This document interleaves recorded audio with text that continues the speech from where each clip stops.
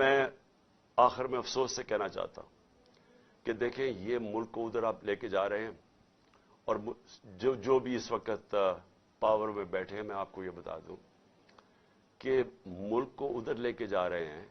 کہ یہ میرے ہاتھ سے بھی چیز نکل جائے گی۔ اب یہ جو لڑکوں نے، یہ تھوڑے سے تھے، جس طرح انہوں نے وہاں کھڑا ہو کے ٹیئر گیسنگ سب کے باوجود اتنی بھاری پولیس کی نفری اس کے سامنے کھڑے ہوئے ہیں، صرف اس خوف سے کہ چیئرمین کو اٹھا کے لے جا کے یہ پھر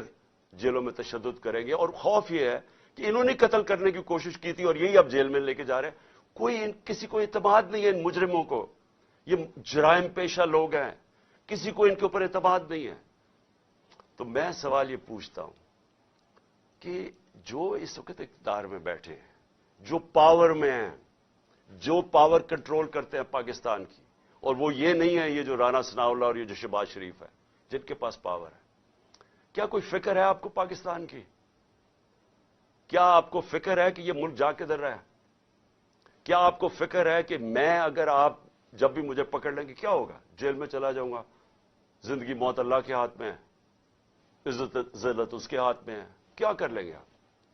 اور زیادہ پارٹی طاقت میں آئے گی، لیکن اس کا جو نتیجے میں جو رد عمل آئے گا وہ کیا فائدہ ہوگا پاکستان کو؟ کس کو نقصان ہوگا؟ جس ملک کی معیشت ابھی بیٹھ چکی ہے، بھی بیکاروں کی طرح پیسے مانگتے پھر رہے ہیں، ملک سکڑتا جا رہا ہے، مہنگائی آسمانوں پہ ہے، مہنگائی ایسی مہنگائی پاکستان کی تاریخ میں نہیں آئی، تنخواہ دار طبقہ پس گیا ہے،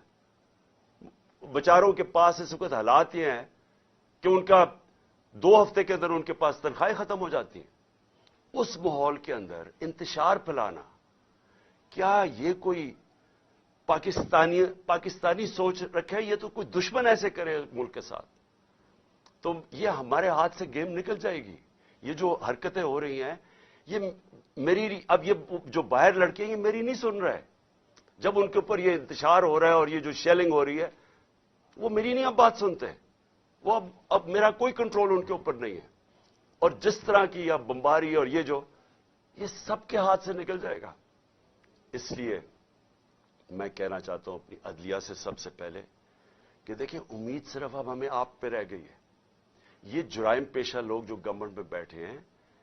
یہ تو کوشش کر رہے ہیں کہ 80 کیسز کر دیے ہیں، یہ تو کیسز بڑھتے جائیں گے،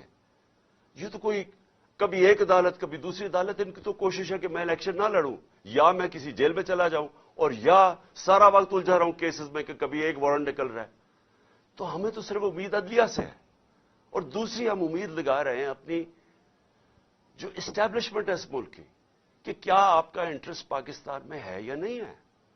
تو یہ جو تماشا ہو رہا ہے اس کو بند کریں، ملک کا سوچیں، یہ جو بھی پلان ہے لنڈن کا اس کے اوپر نہ کام کریں، یہ ملک تباہی کی طرف جا رہا ہے۔ اور میری اپیل ہے آپ سب سے کہ اب اس ملک کا سوچیں، اب جن کا جینا مرنا اس ملک میں ہے، ہمارے تو کوئی باہر نہیں جانا، میں تو کوئی لنڈن نہیں جانا جس طرح یہ سارا ٹبر اٹھ کے چلا جاتا ہے یا دوسرا اٹھ کے وہ باہر چلا جاتا ہے، ان کی تو باہر پراپرٹیز اربوں ڈالر ہے،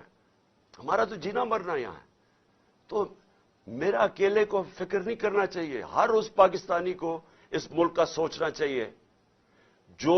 اٹھ کے لنڈن نہیں چلا جائے گا، جس کے باہر ڈالرز ہی پڑے ہوئے، ان سب کو سوچنا چاہیے کہ ملک جا کس طرف رہا ہے۔